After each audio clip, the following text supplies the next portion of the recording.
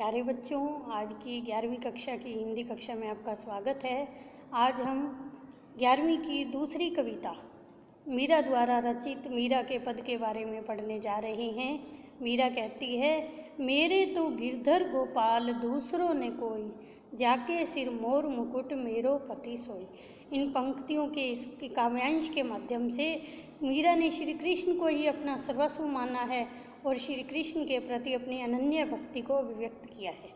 मीरा के अनुसार मेरे तो गिरधर गोपाल श्री कृष्ण, दूसरों ने कोई, दूसरा कोई नहीं है। मीरा कहती है, मेरे तो भगवान श्री कृष्ण हैं, दूसरा कोई नहीं है।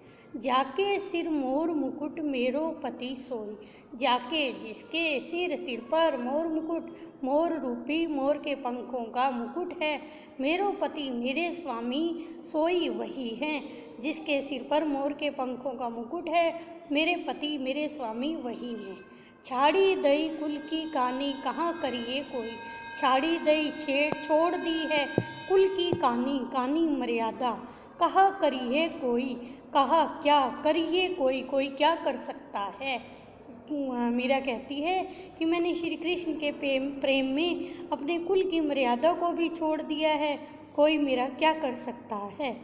संतन ढिग बैठी बैठी लोक लाज कोई, संतन ढिग संतों के साथ बैठ कर लोक लाजा, मैंने अपनी लोक लाज और मर्यादा छोड़ दी है। अंसुअन जल सींची सींची प्रेम बेली होई, अंसुअन आंसुओं के जल से सींची सींच कर प्रेम बेली, श्री कृष्ण की प्रेम रूपी बेल को बोया है। मैंने अपने आंसुओं के जल से सींच कर श्री कृष्ण की प्रेम रूपी बेल को बोया है।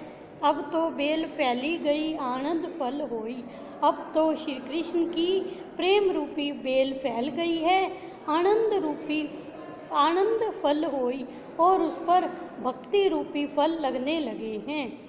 दूध की मथनियाँ बड़े प्रेम से बिलोई, मैंने श्री कृष्ण के प्रेम रूपी दूध को हृदय रूपी मथनिया में बड़े प्रेम से बिलोया है।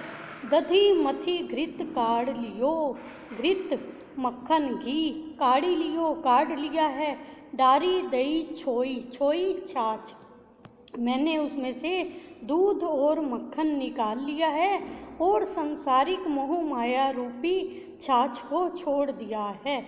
अर्थात भक्ति और प्रेम को अपना लिया है और संसारिक मोह माया को छोड़ दिया है।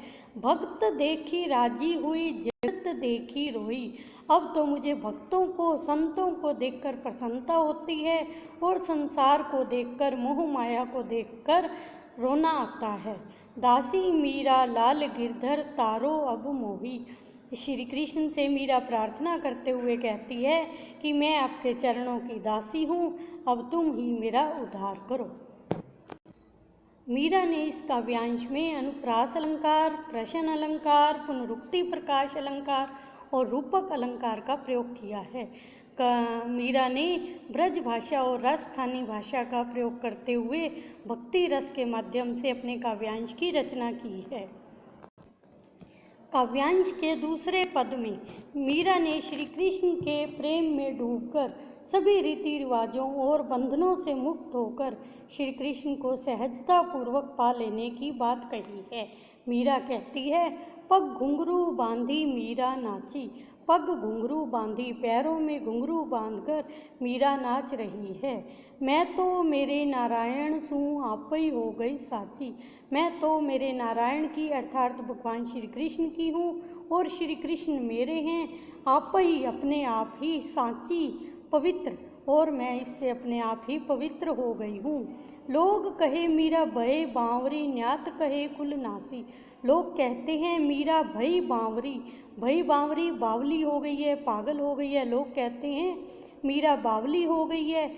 न्यात कहे कुल नासी, न्यात रिश्तेदार, कुल नासी कुल का नाश करने वाली, रिश्तेदार कुटुंब के लोग कहते हैं कि मीरा कुल का नाश कर रही है। विष का प्याला राणा भेजा पीवत मीरा हाँसी, विष का जहर का प्याला राणा भेजा पीवत पीकर मीरा हंसने लगी।